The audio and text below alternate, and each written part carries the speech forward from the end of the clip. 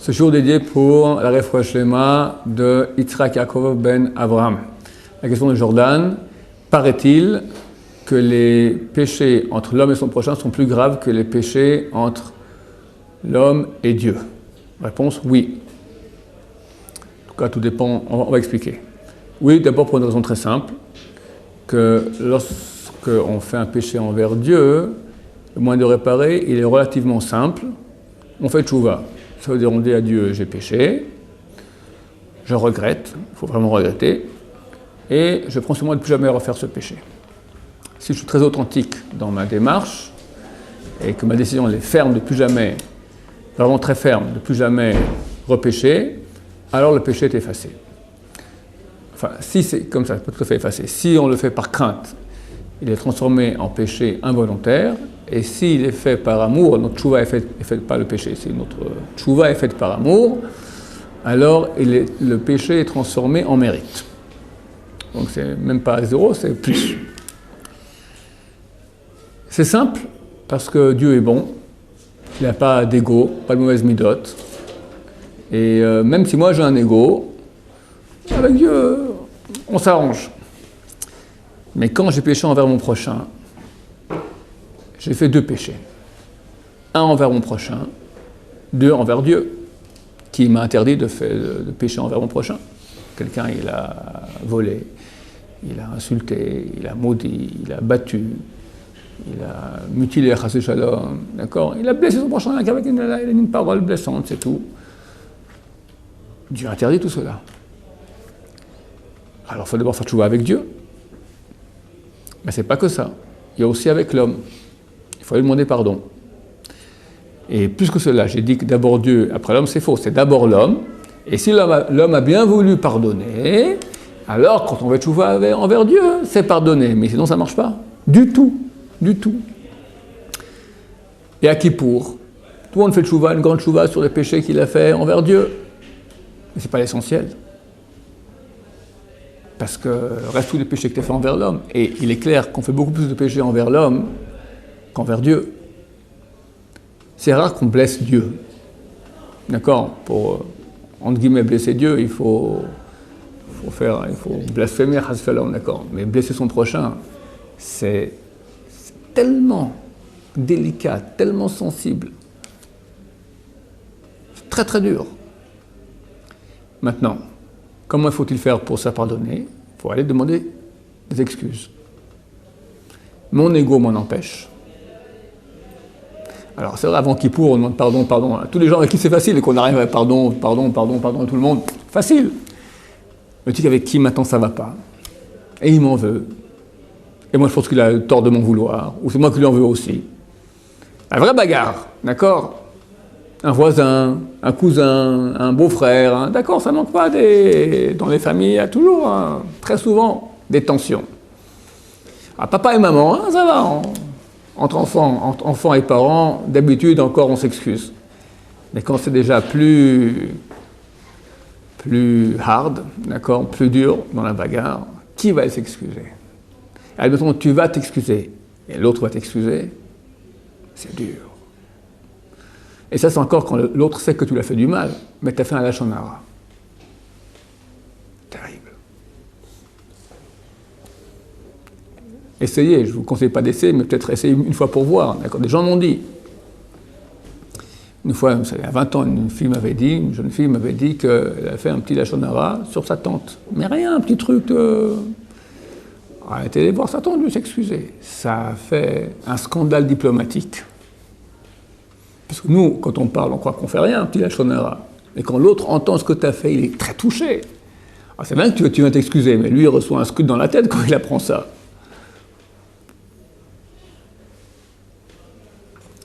Donc ça, c'est le premier aspect. Deuxième aspect,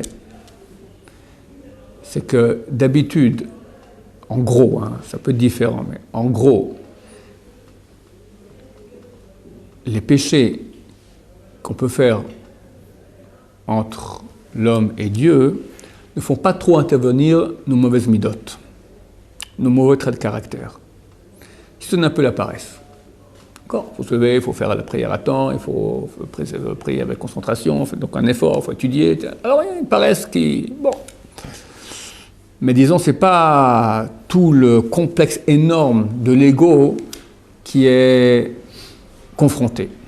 Par contre, avec l'autre, il y a l'ego.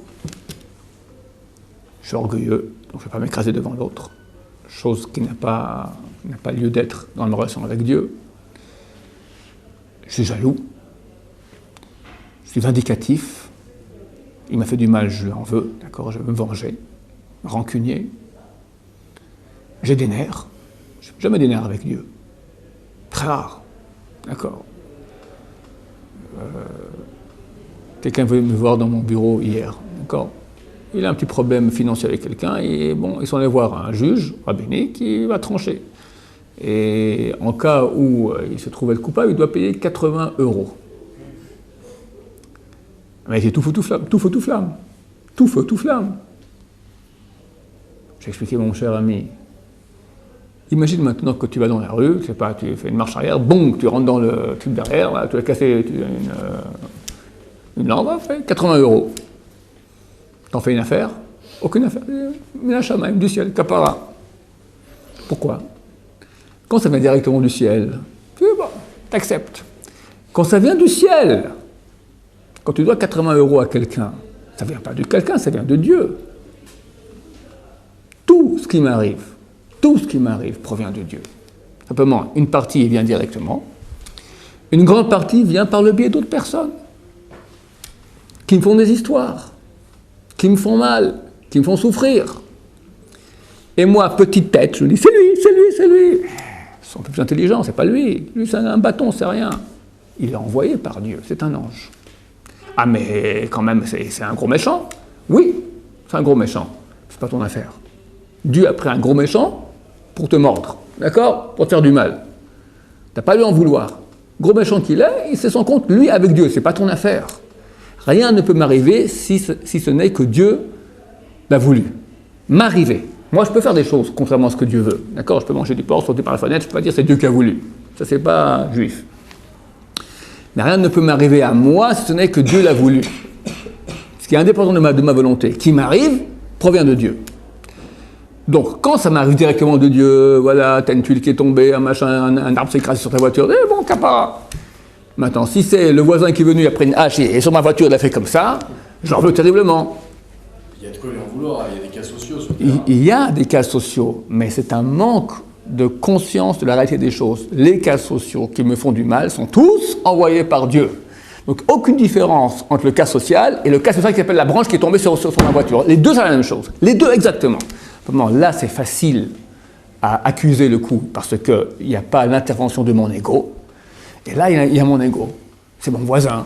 C'est un cousin, je ne sais pas, quelqu'un, un concurrent, n'importe quoi. Quelqu'un, hein, dans les affaires, ça ne marche pas. Hein, il baisse. Okay. Il se bat. Il lève les yeux vers Dieu. Maintenant, même topo exactement, simplement, il a un magasin, et en face de lui, quelqu'un a ouvert le même magasin que lui. Et dès ce jour, il voit le bénéfice, mais exactement la même courbe, d'accord, que je fais dans le premier cas. Il n'endort pas la nuit. Il en veut. Il regarde les gens, il compte, machin. Quelqu'un vient lui, il y a un type qui a ouvert en face de chez vous. Il ne peut pas s'empêcher de dire, oui, non, mais sa qualité, moi, tout ça, etc. Il ne peut pas. C'est très dur, très, très dur. Et il va faire dépendre le fait que son bénéfice baisse. Le responsable, l'unique responsable, c'est le type en face, dans le collimateur. C'est archi faux. C'est ne pas croire en Dieu. Dieu a voulu que ton bénéfice baisse, il a envoyé le type en face, et le type n'est qu'un envoyé de Dieu. Même s'il pêche, même s'il n'a pas le droit, il est envoyé de Dieu. Tu n'as rien à faire avec lui. Mais là, Dieu a voulu deux choses. Non seulement que ton bénéfice baisse, mais tu as un boulot, un travail maintenant de midot. Tu l'aimes autant. T'es mon ange adoré. D'accord? Vas-y, que tous les clients aillent chez toi, et c'est très difficile. C'est très difficile, mais c'est compréhensible dans l'argent. Parce qu'on sait que c'est Akadosh Baruch Hu qui gère la Quelle différence entre l'argent et autre chose? Je ne comprends pas. La différence entre quelqu'un qui vous envoie tous les jours, là vous dites, ok, Dieu, c'est sympathique, mais j'ai envie... Tu dis que c'est pas facile ou tu dis que tu n'es pas d'accord sur le principe? Non, je crois qu'on a notre libre arbitre, lui il a son libre arbitre de m'embêter tous les jours. Et moi j'ai mon libre arbitre de lui dire aussi si je suis apte à recevoir ou pas. Alors, je vois que je dois expliquer les choses mieux. Il est clair que j'ai mon libre arbitre et il a son libre arbitre. On va d'abord étudier ça, d'où on apprend ça dans la Torah, dans la Bible. Savoir avec Shavuot, dans 2 semaines, c'est la date du décès de notre maître, le roi David, qui n'était pas grand, énorme. Chazal, on dit qu'il était la 4e roue du chariot céleste. Dieu demeure dans ce monde sur 4 piliers, 4 roues, sur lesquelles la demeure de Dieu peut avoir lieu, la présence de Dieu peut se dévoiler dans le monde. Les 3 premiers, c'est Abraham, Yitzhak et Yaakov. 1, c'est le chesed, c'est Abraham, la bonté. Yitzhak, c'est la gvoura, c'est la puissance de se retenir, la vaillance. Et restait maintenant, dans le date c'est la connaissance, il y a 2 aspects. L'aspect chesed et l'aspect gvoura, l'aspect bonté, l'aspect vaillance. L'aspect bonté, c'était Yaakov Avinu. L'aspect vaillance, c'était Esav. Parce que Yitzhak, il aimait Esav. Parce que les 2 sont du côté de la vaillance, se retenir. Esav, devant se retenir, devait être confronté plus au mal que Yaakov. Yaakov est dans la tente, il la Torah. Esav, il est se confronter au mal, donc il sort à l'extérieur. Il voit ce qu'il ne faut pas voir. Il est sans cesse en confrontation avec le mal. C'est très tentant. Il est tombé dans le panneau. Et ça va rater. Si Esav réussissait, il aurait été beaucoup plus grand que Yaakov. Il aurait été écrit qu'à la fin des temps, très bientôt, ma chair se dévoile, et Esav, il y aura une sorte de grand office général de la fin des temps, tout va venir, avec la présence de Dieu, tout ça, et qui va aller s'asseoir à la place du rabbin, à la place plus honorifique? Esav. On va dire, mon cher ami, c'est pas ta place. Pourquoi pas? C'est moi, Esav. C'est ma place, ça me revient. Il écrit que personne ne pourra l'en faire descendre, même Mashiach. Parce que Dieu vienne lui-même et l'en fasse descendre.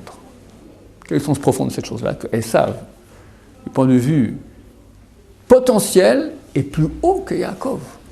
Il est plus haut. Il a raté. Cette place est vacante. Qui viendra la remplacer, occuper cette place? Le roi David. Qui est dans la vaillance, il est confronté au mal. Qui était un guerrier comme Esav. Qui était roux comme Esav. C'est lui. Le roi David, c'est un homme d'un calibre extraordinaire. De lui descend le Mashiach. Tous les rois après lui sont de sa descendance. Qu'est-ce qu'il a fait comme chose énorme? Il a décidé de construire le temple. Avant, personne n'y pensait. Bon, c'est son fils qui va le faire, mais c'est lui qui a lancé cela. Il va créer Tehillim, que c'est l'expression la plus grande de louange, de chant à Dieu. Tout passe par ces Tehillim. C'est lui qui a établi la royauté dans le peuple d'Israël. Tous les jours, c'est marqué, il somnolait, pas dormait, somnolait jusqu'à minuit, et dès minuit, il étudiait la Torah jusqu'au petit matin. Kadosh, d'une sainteté extraordinaire. C'est normal qu'il soit à la 4e roue du chariot céleste. Chazal dit non, tu te trompes, c'est pas grâce à ça. Ça, ok, grand sadikim, Tehillim, kol hakavod, très bien. C'est pas ça. Alors quoi? Le roi David se fait renverser par son propre fils, Avshalom, qui vient le tuer au palais. Il est en route. David apprend ça, il prend ses femmes, ses enfants, sa cour, comme ça, il part, et il monte le mont des Oliviers. Fuit. Et arrivant au monde des Oliviers, vient le président du Sanhédrin. C'est pas un voyou. Une des plus grosses têtes de Torah de la génération. Shimi Ben Gera, qui s'appelle. L'insulte devant les servantes, devant les femmes, devant les enfants. Le roi d'Israël. Plus tard, David dira à son fils, Shlomo, à ce moment-là, Shimi m'a insulté d'une klala, d'une insulte nimretzet, puissante. Chazal dit c'est quoi nimretzet, c'est rachetevot, c'est les initiales. Nun, noef, l'adultère. C'est un sale adultère, comment on dit adultère en français, en bon français. Adultérien, bon. Mais Mored, tu t'es révolté contre ton maître, contre le roi Shaoul. Tzorer, persécuteur. Rotseach, assassin. T'as assassiné le mari de Bathsheba, Roya Achiti. Tzorer, persécuteur. Toeva, horreur. Dégueulasse. Bah c'est là, mais il n'y a rien de tout ça qui est vrai. Attends, laisse-moi finir. D'après la loi, un juif qui désobéit au roi d'Israël, qui est un roi d'ordonnance divine, de droit divin, qui a été sacré par un prophète juif par ordonnance divine. Pas qu'il l'insulte, il désobéit, passible de mort, tout de suite. À la comme, sans même pas jugement, tac, fini. Shimi Ben Gera, il est passible de mort 10 000 fois. Pas qu'il a fait honte au roi David, mais devant ses enfants. À ce moment, maintenant qu'il est dans sa faiblesse, il est en train, son fils lui fait un push militaire, c'est le moment que tu trouves maintenant de lui faire ça. Le général de David, Avishai, si je me souviens bien, Ben Srouya, sort son épée, lui dit « Laisse-moi que je tue ce chien ». David doit dire « C'est le minimum du minimum, il mérite 10 000 morts ».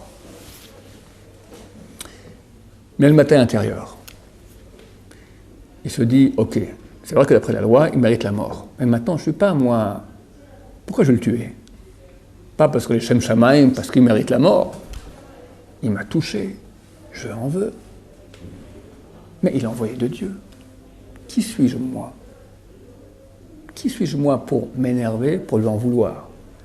Moi, je suis un serviteur de Dieu. Ce que Dieu envoie, il n'y a pas de problème, j'accepte. Mais quand même, tu as vu maintenant, il a une guerre intérieure entre l'ego. L'ego, il a le droit de faire ça, mais il ne le fait pas maintenant, le Shem Shamaim. Il y a un peu d'ego qui est rentré là-dedans. Alors, je ne le fais pas. Je laisse comme ça, mais je passe pour un pigeon. Alors, je le fais, j'ai le droit. Et c'est pas vrai, c'est pas un métier. C'est pas juste, c'est pas pur. Je ne suis pas à la bonne place maintenant du type qui fait la chose parce que Dieu a ordonné. Il y a un peu de moi, de mon ego qui travaille là-dedans. Il dit à Avishai, arrête. Elohim amarlo kalel. Dieu lui a dit de m'insulter. Chazal disent à ce moment, et seulement à ce moment, elle est devenue la 4e roue du chariot céleste. Donc pas facile, c'est pas facile. C'est pas facile. Le monde tient, dit Chazal, sur celui qui retient sa bouche quand il y a la bagarre. Je raconte souvent l'histoire, je répète ici, elle est trop belle. Abraham Kanevski, grande génération. Tout le monde prend des brachot chez lui, des bénédictions. Un type n'avait pas d'enfant depuis, je ne sais plus l'histoire, 12, 15, 18, tout ce que vous voulez, 20 ans, on va dire. D'accord? 20 ans, pas d'enfant, l'enfer. Il va voir Reb Chaim, lui dit, Kvod Arav, je fais 20 ans, il se met à pleurer, fais-moi une bracha. Il dit, je ne peux rien faire. Il faut que tu trouves maintenant quelqu'un qui retient sa bouche quand il y a une bagarre. Ce type de personne, le monde tient sur eux. Il fera le bracha, ça marchera. Bon, lui, il sort là-bas, il me faut quelqu'un maintenant qui retient sa bouche dans une bagarre. Trouvez-moi d'abord une bagarre avec le type se retient. Où je trouve ça? Bon, il va à une bar mitzvah. Il est sur une table comme ça, avec des gens qu'il ne connaît même pas. Du coup, il y a un type qui vient, qui se met à insulter son voisin. Il traite de tous les noms. Le voisin devient blanc, rouge, tout ça, il va se lever pour lui répondre. Je t'en supplie, ne réponds pas. Quoi, ne réponds pas? Je t'en supplie, ne réponds pas. Et le type continue, il va sauter dessus.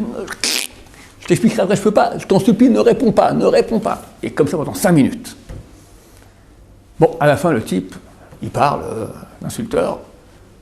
Mais ça va pas, mais t'as vu comme il faut que je réagisse. Je viens de le sortir chez Reb Chaim. Ça fait 20 ans que je n'ai pas d'enfant. Il m'a dit qu'il fallait qu'il trouve quelqu'un maintenant dans une bagarre qui ne répond pas. Vas-y, bénis-moi. Il a béni, il a eu l'enfant la même année. Facile, c'est pas. C'est difficile. Parce que Dieu nous demande. Et pourquoi? Il y a une logique aux choses. Rien, absolument rien, c'est pas juif. C'est contraire à la Torah que de croire que quelque chose peut m'arriver sans que Dieu l'ait voulu. Ça veut dire que les gens font ce qu'ils veulent. Libre arbitre, on fait ce qu'on veut. Alors moi, je peux faire ce que je veux à moi. Je peux faire ce que je veux à l'autre. Il y a un Dieu qui juge. On ne peut pas maintenant... Dieu il est impossible. Dieu est juste. Comment Dieu va accepter qu'une personne qui ne mérite pas quelque chose, cette chose lui arrive? Rouven vient, flanque une tarte, une gifle à Shimon. Shimon ne mérite pas cette gifle. Dieu peut laisser faire ça? C'est injuste. Or Dieu est juste. Alors, deux choses une. Ou Dieu est injuste, ou Dieu est juste mais il ne voit pas tout. Il n'a pas les moyens de tout gérer. C'est pas le boss. C'est un grand boss, mais quelqu'un qui veut vraiment donner la gifle, il pourra donner même si Dieu ne veut pas. C'est pas juif. C'est la kfira peut-être. Je dis peut-être parce qu'il y a un seul avis qui dit que oui, mais on va laisser de côté. D'accord? Tous les avis sont comme je le raconte. Comme je suis en train d'expliquer. Parfois c'est parce que Hachem aime l'individu, même s'il ne le mérite pas. Peu importe. Dieu a voulu, ok, mais dire que maintenant c'est arrivé sans que Dieu ait voulu, ça c'est impossible. Donc pour raison X, Y, Z, il aime pas, mérité, pas mérité, je ne sais pas. Il est impossible qu'une chose m'arrive si Dieu ne l'a pas voulu. Il faut se mettre ça bien dans le crâne. Pas dans le crâne, dans le cœur. Parce que savoir ce que je dis, c'est facile. Mais sur le terrain, oulala. Vas-y, sors du chiour, maintenant quand même, il te fait comme ça, là, sur le pied. C'est Dieu qui a voulu. Je ne flanque qu'une tarte, Dieu aussi a voulu que je flanque une tarte. Ça se peut aussi. Ça m'amène à expliquer une autre chose super importante, que vous comprenez bien. Alors le type maintenant, qui m'a flanqué la tarte, ben lui il est innocent. C'est un envoyé de Dieu. C'est pas possible une chose pareille. Il faut expliquer. Il est coupable et complètement coupable. Simplement. Dieu avait besoin, on reprend Rouven et Shimon, je n'aime pas que ce soit moi l'exemple qui reçoit les tartes, t'as Rouven et Shimon. Shimon doit recevoir une tarte. C'est ça, dans le ciel, doit décider pour raison X, Y, Z. Shimon doit recevoir une tarte. Maintenant, Dieu se dit, ok, comment je fais ça? Ben, je vais mettre maintenant Rouven, qui lui, dans sa vie, maintenant, c'est un super nerveux. Et facilement, il en vient aux mains. Son tikkun, son travail dans la vie, c'est de se retenir de donner des coups. Je mets maintenant en confrontation avec Shimon. Shimon lui a fait gili, et Rouven, tout lui a fait gili, il a envie de donner la tarte. Maintenant, Dieu lui dit, à ce moment, Rouven, d'accord, sa neshama, lui dit, t'as pas le droit, attention, déjà, tu as fait tchouva l'autre jour sur les tartes que tu as fait. Arrête! Non, mais je peux pas, arrête! Rouven se trouve maintenant en situation de libre choix. Est-ce que je fais le péché de donner une tarte à Shimon, ou je me retiens et j'ai une mitzvah? Rouven est en plein libre arbitre, de la façon la plus consciente, responsable qu'il puisse y avoir, il a le libre arbitre de oui ou non donner cette tarte. S'il la donne, il a fait un péché et il réglera le compte envers Dieu. Peut-être pas. Attends, laisse-moi terminer. Et par le biais de Rouven, qui de façon responsable et coupable a donné la gifle à Shimon, Dieu a fait en sorte que Shimon reçoive la gifle qu'il méritait. Donc Rouven est coupable par rapport à Dieu, mais Shimon n'a aucun compte à demander à Rouven. C'est clair que dans les relations qu'on a, Rouven doit demander des excuses à Shimon. Et Shimon peut ne pas pardonner à Rouven tant qu'il n'y a pas eu d'excuses. Mais dans son travail d'ego, son travail envers Dieu, et aussi envers l'autre, il doit savoir qu'après tout, Rouven est un envoyé de Dieu. Maintenant, qu'est-ce qui se passe si Rouven ne donne pas la tarte à Shimon? Et Shimon doit recevoir une tarte. Eh bien, Dieu n'a pas de problème, il a tous les robinets. Il mettra maintenant Lévi. Lévi, il est aussi un super nerveux. Et Lévi va se retrouver maintenant dans le même dilemme. Oui ou non, je donne une tarte. Shimon, il a un problème, il fait guili à tout le monde, et tout le monde a envie de lui donner des tartes. D'accord? Maintenant vient Lévi, et là de nouveau il a le choix. S'il donne la tarte, alors Dieu a réussi à faire à Shimon ce qu'il devait mériter. Si Lévi ne donne pas, et on vient un autre encore, un Moshe, d'accord? Et en fin de compte, Dieu arrivera. Et si Dieu voit maintenant que ça ne marche pas, ben ce ne sera pas une tarte, ça sera un arbre qui tombera dessus. Qu'est-ce que j'en sais? D'accord? Il va rentrer dans le pylône et il aura la même douleur qu'il aurait dû recevoir. Dieu n'a pas de problème. Il gère le monde. Nous devons savoir que rien ne peut m'arriver si ce n'est que Dieu l'a voulu. Maintenant, il est vrai, je dois préciser dans la relation envers l'homme et son prochain, quelqu'un a lésé l'autre, lui a fait du mal, il lui doit des excuses. Et tant que ces excuses ne sont pas faites, la personne peut ne pas lui pardonner. Peut ne pas lui pardonner. Hein? Il y a aussi les équipes, il faut des fois les dommages aussi, il faut payer les dommages. Alors attends, il passera avant, et après toi. Mais quand Reuven, Nagui, disons qu'il a tapé Shimon. Ouais. Mais peut-être que son tikkun, c'était peut-être de ne pas lui donner une deuxième tarte. Peut-être qu'il a Kadosh Baruch Hu, quand Reuven lui donne une tarte, peut-être que en fait Reuven il s'est allégé, comment dire, il s'est défoulé. Non, il s'est pas défoulé. Il aurait dû donner normalement plus de claques que ça, ouais. Une, et puis il s'est retenu avec une seule. Alors, je ne peux pas savoir quand il y a un braqueur, il vient, il va voler un sac à main d'une dame, il a le choix entre lui voler, en lui donnant un coup, ou lui voler. Alors il lui a volé. Maintenant, c'est vrai que c'est un sale type, mais il lui a pas donné un coup. Alors quand Reuven il lui a donné une claque, peut-être qu'il devait lui en donner 2 ou 3. Peut-être. Mais il s'est retenu à lui en donner une seule. Dieu jugera Reuven en fonction du travail qu'il a fait. Reuven, bravo. Je peux pas ça. Attends. Reuven, bravo. Tu n'as donné qu'une claque à la place de 10 que tu aurais dit normalement. Donc, c'est très bien. Peut-être. Mais Shimon devait recevoir cette claque. Moi, je parle maintenant de Shimon. Tout mon sujet maintenant, c'est Shimon. Quand une chose m'arrive, notre sujet, c'était maintenant les relations avec l'autre. Quand c'est l'autre qui me fait, il y a un travail de midot. Pourquoi? Parce que j'ai l'impression que c'est l'autre qui me fait. Et je dois comprendre, non, il a envoyé de Dieu. C'est plus fin. Parce que c'est pas seulement il a envoyé de Dieu, je dois tout pardonner. Non, je ne pardonne pas parce qu'il me doit des excuses, mais je comprends quelque part que c'est complètement envoyé de Dieu. Donc je ne dois pas lui en vouloir, etc. Pas lui en vouloir. Je peux l'en vouloir d'après la loi, parce que c'est interdit, tu n'haïras pas ton frère dans ton cœur, que si je lui fais une tochecha, je vais lui expliquer, regarde, tu m'as fait ça et ça et ça, tu comprends maintenant donc que tu avais tort de faire ça, et moi maintenant, tant que tu ne t'excuses pas, je ne te pardonne pas. Et lui répond, je ne m'excuse pas. Alors, après que tu t'es expliqué avec lui, dans ce cas-là, tu as le droit de le haïr. Pas auparavant. Il m'a fait du mal. Je n'ai pas le droit de le haïr? Non. Pourquoi? Il a envoyé de Dieu. Tu dois des excuses, tu dois des dommages et intérêts, mais tu ne peux pas le haïr. Tant que tu n'as pas fait cette torah, tant que tu ne l'as pas expliqué en quoi il t'a fait du mal. Demandez 3 fois, il doit venir, tu peux ne pas l'excuser jusqu'à 3 fois. Après, tu dois l'excuser. Si tu ne l'as pas excusé, tu as un péché. Mais ce n'est pas que l'autre non plus, il est excusé de facto. Bon, c'est un autre sujet maintenant. D'accord? Au bout de 3 fois, je suis censé excuser. J'ai fait du mal à quelqu'un. D'accord? Je vais m'excuser 1, 2, 3, il ne veut pas m'excuser. Il ne faut pas dire, ok, c'est bon maintenant, c'est comme s'il m'a excusé. Il ne m'a pas excusé. Il ne m'a pas excusé. Lui, il a un péché maintenant de ne pas m'avoir excusé. Ok? Donc, je suis en train d'expliquer maintenant que c'est beaucoup plus dur. Parce que j'ai l'impression que l'autre, il y a aussi sa main qui est là-dedans. C'est vrai, mais ça ne me concerne pas. Parce qu'il n'y a pas 1 millimètre de ce qui m'est arrivé qui n'a pas été décidé par Dieu. Et je peux en vouloir à Dieu, parce que lui, il sait ce qu'il fait. Alors quand c'est l'arbre qui me tombe dessus, je dis Dieu, ok, j'accepte. Quand c'est l'autre qui me fait ça, c'est très dur. Et en cela, le roi David était un très grand homme. Oui. Là, c'est des moments ponctuels. C'est retenu sur le coup de la personne, de ne pas lui remettre une, quoi. Quand il y a une espèce, pas d'harcèlement, mais un truc qui est répétitif tout le temps, on va voir les personnes, on descend, machin, on fait un peu moins de bruit, on dit ouais, on dort mal et tout, on remonte, machin, on redescend 3 fois, 4 fois, 5 fois. Est-ce que Hachem, il est pas aussi, il ne donne pas ce rôle d'aller les voir, de leur rentrer dedans une bonne fois pour après ils recommenceront plus? Pourquoi c'est toujours après en plus ça a des incidences autres sur plusieurs personnes, sur moi, sur le sommeil, on doit faire quoi? On a acheté les boules caisses, on doit dire bon ils sont gentils.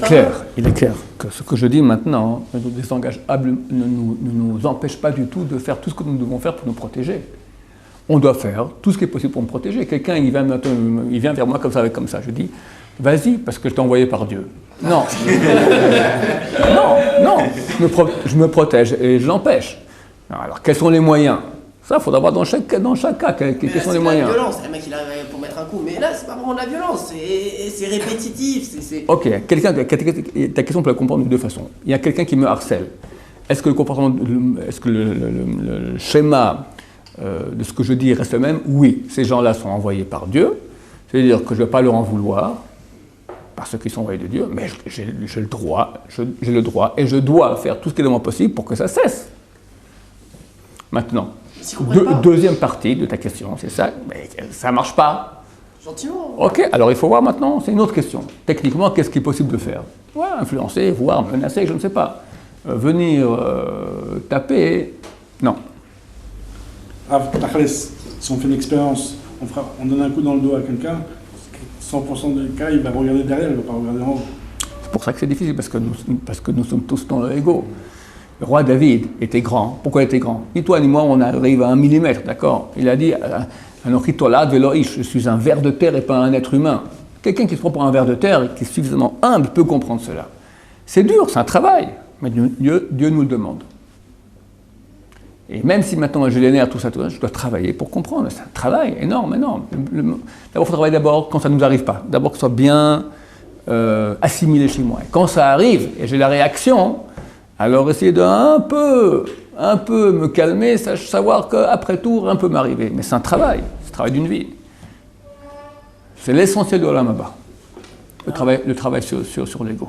Dans cette mesure, c'est beaucoup plus important que les mitzvot qui entre l'homme et Dieu. Mais attention, il y a aussi, ce que je commençais à dire au début du cours, certains péchés que l'homme peut faire envers Dieu qui peuvent devenir très très graves, d'accord? Des interdits très graves, comme le Shabbat, comme la relation sexuelle, que c'est des interdits de karet, c'est le retranchement de l'âme, c'est des choses qui sont extrêmement graves. Alors on ne peut pas dire dans tous les cas que c'est plus grave, j'ai fait guiliguer, j'ai mis un peu de poil à gratter dans les de mon prochain, et après je suis allé faire une avéra avec une fille qui est interdite, d'accord? On ne peut pas dire, c'est clair que le péché avec la fille est beaucoup plus grave. Donc tout dépend de qui, quoi, comment, quelle est la gravité du péché. Mais à égalité, deux péchés à égalité, on va dire de même gravité, un envers Dieu et l'autre envers son prochain, celui envers le prochain est plus grave parce qu'il fait intervenir plus mon ego, donc Dieu me demande de travailler là-dessus, et c'est beaucoup plus tard réparer parce qu'il me demande des excuses, et de nouveau l'ego m'empêche de demander des excuses. Ken? Pourquoi Shimon, forcément, il doit recevoir, si c'est pas Réhouven, ce serait pourquoi par le sou? Parce que Réhouven nous a dit c'est un nerveux. Donc il est prédisposé à... Shimon doit recevoir maintenant une gifle. Maintenant, Dieu, c'est le gestionnaire du monde, d'accord? Il doit recevoir une gifle. Qu'est-ce que je fais? Si je prends un hyper calme et je le fais passer près de Shimon, il ne recevra jamais sa gifle. Donc je fais en sorte que ce soit Réhouven qui passe. Et si Réhouven n'aime pas la tasse, c'est-à-dire qu'il sait travailler, Réhouven. Il sait travailler, très bien. Pourquoi par le srout de Réhouven, ça n'annule pas la claque qu'il devait recevoir Shimon? Mais Réhouven maintenant, il a fait une grande mitzvah, il a réparé sa tendance à donner des claques à tout le monde. Il est un grand sadique. Mais Shimon doit recevoir une claque. C'est une mitzvah. Par le srout de Réhouven. Ok, c'est encore autre chose, tu dis maintenant. Il y a une chose pareille, ça existe. C'est que nous sommes tous, Am Israël, nous sommes tous un seul corps, et on a une garantie commune, générale. Le mérite d'une personne peut faire en sorte qu'une autre qui devait souffrir ne souffrira pas. Et ça, c'est dit beaucoup pour les grands sadikim. Les grands sadikim, quand ils font des grandes mitzvot, tout ça, ils prennent sur eux aussi des souffrances à la place des autres, d'accord? Il y a cette notion-là.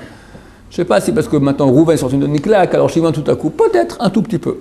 Bon, ça se peut aussi. Ça fait retarder. Peut-être, j'ignore à quel point, qui, quoi, comment, mais bon, ça peut arriver. Donc, plus forte raison pour que c'est pour cela que c'est bien mieux que Réhouven se retienne. Quand il se retient, donc non seulement lui il fait son tikkun, il aide maintenant tout Am Israël par ricochet, toute l'humanité à s'élever. C'est certain que c'est très très grand. Le monde tient sur le type qui se retient dans la bagarre, c'est énorme. Dieu sait très bien à quel point qu'on est touché dans l'ego, ça fait mal. Et néanmoins, on arrive, c'est un travail d'humilité. Tout commence avec l'humilité. Et ça, comme je dis souvent, l'humilité, c'est de mémoire bénie, d'accord? Qui est humble aujourd'hui? Il y a beaucoup de travail à faire là-dessus. Baruch Adonai,